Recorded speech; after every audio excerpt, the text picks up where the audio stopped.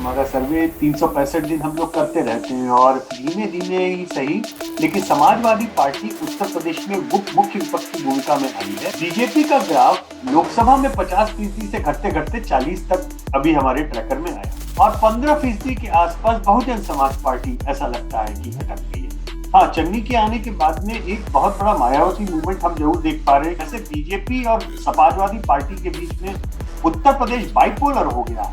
पंजाब कहीं ना कहीं आम आदमी पार्टी और कांग्रेस के बीच में बाइपोलर होता जा रहा है। ट्रैकर लगातार ये बता रहा है कि आज भारत में सबसे निर्णायक वोट बैंक वो महिलाओं का।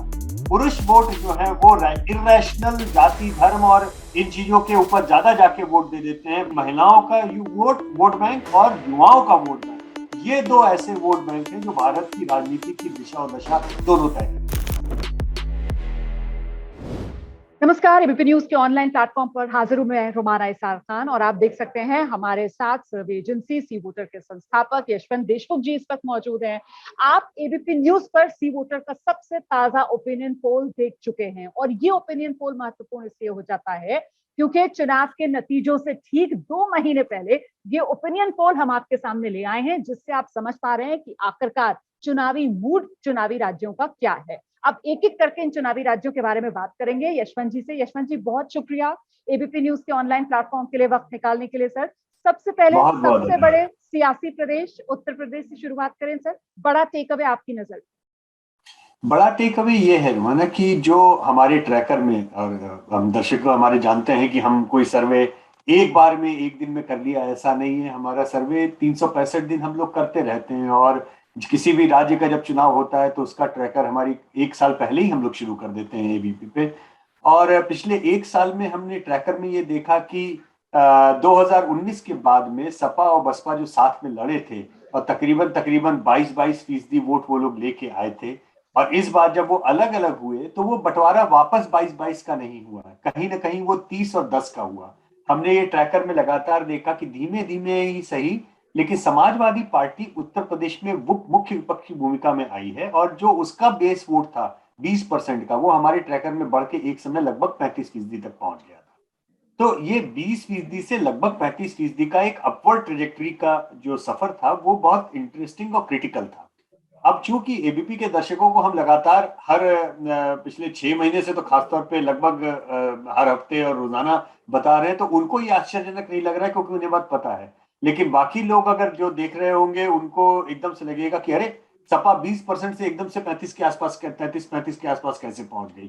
तो कोई भी, और हम जानते हैं कि कोई भी राजनीतिक बदलाव या कोई भी राजनीतिक रिएक्शन ये रातों रात ऐसे नहीं होता है। लोगों के मन में चीजों को बनने करने, इन चीजों में टाइम लगता है। और हमने ये भी देखा कि पिछले 6 महीने में जिस तरीके से ग्राफ अपोजिशन वोट का एसपी के पक्ष में झुकने का बन रहा था, बीजेपी का ग्राफ लोकसभा में 50% से घटते घटते 40 तक अभी हमारे ट्रैकर में आया।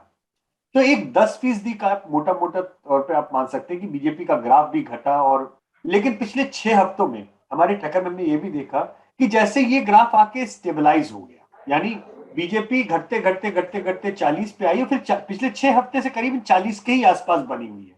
सपा का ग्राफ 20 से बढ़कर के 33-34 पे हुआ, फिर जाकर के वहीं पर जाके जैसे लग रहा अटक गया, यानी कहीं ना कहीं सैचुरेशन पॉइंट अब हमारा ट्रैकर बहुत साफ बता रहा है कि अचीव हो गया है। इसे एक होम्योस्टैटिस कह सकते हैं, एक सैचुरेशन स्टेबलाइज पॉइंट कह सकते हैं, यानी जितनी अदला बदली मोटे तौर पे होनी थी वो हो चुकी है।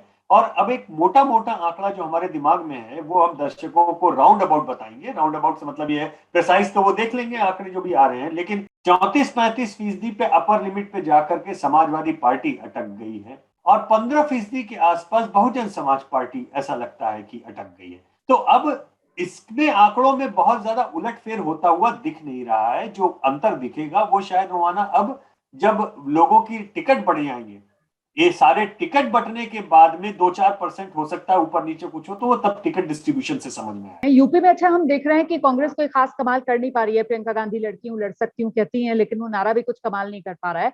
पंजाब, जहां बहुत कुछ कांग्रेस का स्टेक पर था, पंजाब जहां पर ऐसा लग रहा था कि चन्नी को मुख्यमंत्री बनाकर मास्टर स्ट्रोक कांग्रेस पार्टी ने खेल दिया है, अब सर्वे ये कह रहा है कि मामला यहां पर भी कांग्रेस के हाथ से निकलता हुआ नजर आ रहा है। आप फैक्टर पंजाब।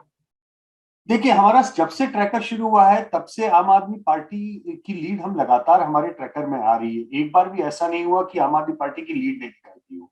हाँ, चन्नी के आने के बाद में एक बहुत बड़ा मायावती मूवमेंट हम जरूर देख पा रहे हैं कि वो दलित वोटर्स का सर्ज वो कांग्रेस की ओर हो रहा है, लेकिन कहीं ना कहीं काउंटर सर्ज जो है वो जट सिख मतदाताओं का अलग जा रहा है।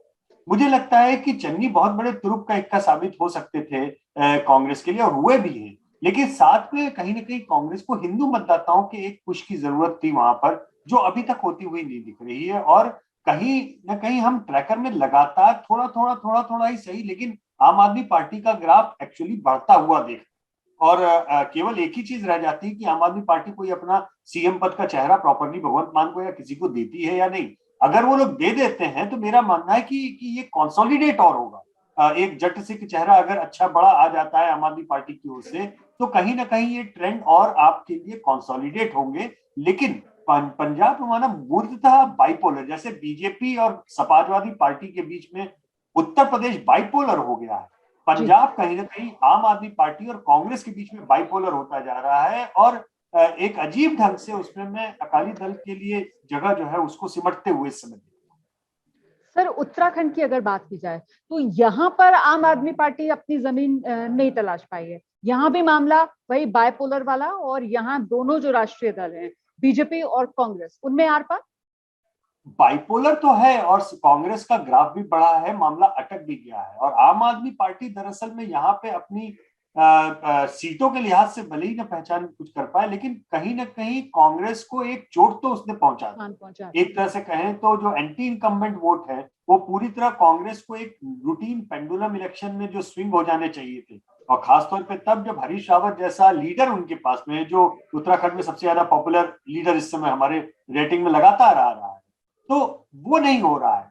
और आम आदमी पार्टी का 10% का जो ग्राफ है उसमें बहुत बड़ा हिस्सा दरअसल तराई या प्लेन वाले हिस्से में है, कुछ हिस्सा थोड़ा सा पहाड़ में है, लेकिन वो बड़ा हिस्सा है। 10% वोट बहुत बड़े मायने रखते हैं जब दो पार्टियों के बीच में क्लोज कंटेस्ट हो रहा हो और विपक्ष में किसी भी तरीके की कोई अंडरस्टैंडिंग नहीं होना, ये दरअसल एक तरह से बीजेपी को फायदा पहुंचा रहा है उत्तराखंड में। अभी अगर कहीं विपक्ष के वोट एक तरफ होते तो बीजेपी के लिए स्थिति बहुत उत्तराखंड में गंभीर हो गई।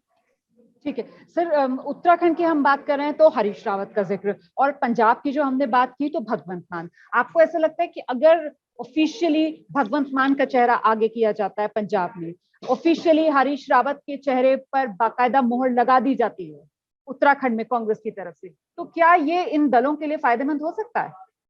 मेरे ख्याल से बहुत बड़े फायदे की बात होगी, क्योंकि पब्लिक को बहुत क्लैरिटी होती है कि आखिर चेहरा कौन आ रहा है। वैसे भी हम एक लोकतांत्रिक तरीके में एक पार्लियामेंट्री व्यवस्था भले ही जरूर हो, लेकिन वहां ना समाज के रूप में हम एक व्यक्ति विषयक समाज है। मतलब हम लोग ऐतिहासिक रूप से कल्चरली जो है हम ये इंडिविजुअल सेंट्रिक समाज है।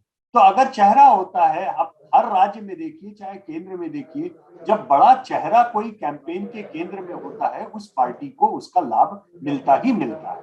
इसलिए चेहरा देना अगर आपके पास में है तो जरूर देना चाहिए। अब गोवा में नहीं है चेहरा आम आदमी पार्टी के पास में, तो इसलिए कहीं ना कहीं उनका इतना जबरदस्त उभार देखने के बाद में भी उन्होंने कांग्रेस को तो खा लिया है एक तरह से वोट शेयर में, लेकिन चूंकि कोई चेहरा नहीं है इसलिए वो सीट शेयर में अपने आप को उस तरह से प्रोपेल नहीं कर पा रहे हैं कि वो एक दूसरी पार्टी में शायद सीट भी लेकर के उतनी बड़ी तादाद में 15-20 सीट ले आए। ऐसा होने की संभावना मुझे कम दिख रही है। तो वोट में हो सकता है वो 25% तक वोट पोल कर जाए, कांग्रेस से 5-6% हो सकता है ज्यादा पोल कर लेने, लेकिन सीटों में उनकी सीटें कितनी आएंगी ये कहना अभी मुश्किल है। इतना तय है कि उत्तराखंड और गोवा ये दो राज्य ऐसे रोमाना जहां लॉजिकली स्पीकिंग बीजेपी का जीतना बनता नहीं।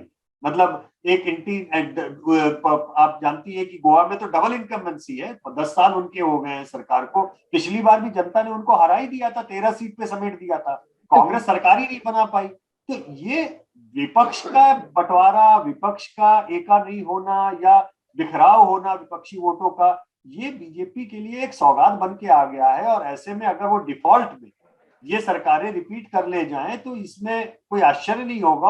और ये विपक्ष की कमजोरी ज्यादा साबित होगी या विपक्ष के स्ट्रेटेजी का नहीं होना ज्यादा साबित करेगा, बजाय इसके कि बीजेपी को बहुत पॉजिटिव मैंडेट इन 2 राज्यों में। ठीक है सर, ये जो 5 चुनावी राज्य हैं, इनमें कोई एक जो कॉमन नैरेटिव आपको लगा कि ये बहुत ही ऑब्वियसली सामने निकल कर आ रहा है, इसका जिक्र किया जाना चाहिए, ऐसा कुछ है?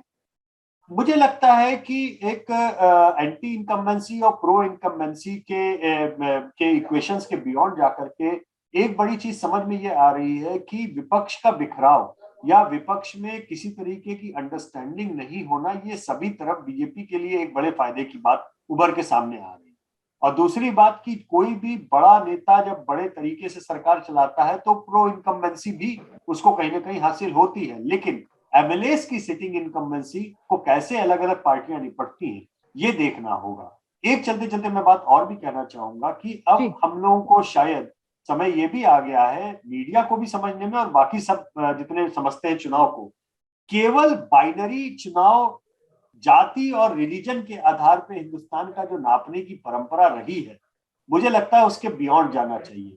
हिंदुस्तान के वोट बैंक अब इतने बाइनरी नहीं रह गए हैं। महिलाओं का वोट इस बार आप रवाना पाएंगी कि पिछले कुछ सालों से महत्वपूर्ण होता जा रहा है और भी ज्यादा महत्वपूर्ण होगा। और बल्कि मुझे ये कहने में कोई संदेह नहीं कि ट्रैकर लगातार ये बता रहा है कि आज भारत में सबसे निर्णायक वोट बैंक, सबसे बड़ा वोट बैंक और निर्णायक वोट बैंक जो है वो महिलाओं का, और महिलाओं की वोटिंग देने का तरीका रैशनल है, मुद्दों पे आधारित है, जरूरतों पे आधारित है। वो जाति और धर्म के बंटवारे में और इमोशनल उसमें जाकर के नहीं, दरअसल उल्टा है। पुरुष वोट जो है वो इरेशनल जाति धर्म और इन चीजों के ऊपर ज्यादा जाके वोट दे देते हैं बजाय महिलाओं के। तो ये एक भारत के लोकतंत्र के लिए बहुत शुभ संकेत है। और आने वाले समय में आप ये मान के चलिए कि महिलाओं का वोट बैंक और युवाओं का वोट बैंक, ये 2 ऐसे वोट बैंक हैं जो भारत की राजनीति की दिशा और दशा दोनों तय करें। सर, एक महिला होने के नाते ना मुझे बड़ा अच्छा लग रहा है ये सुनकर कि अगर महिला वोटर निर्णायक भूमिका में आती है तो वो कितना ज्यादा भारतीय लोकतंत्र के लिए हितकारी। बहुत बहुत धन्यवाद sir, thank you so much ABP news के लिए वक्त निकालने के लिए।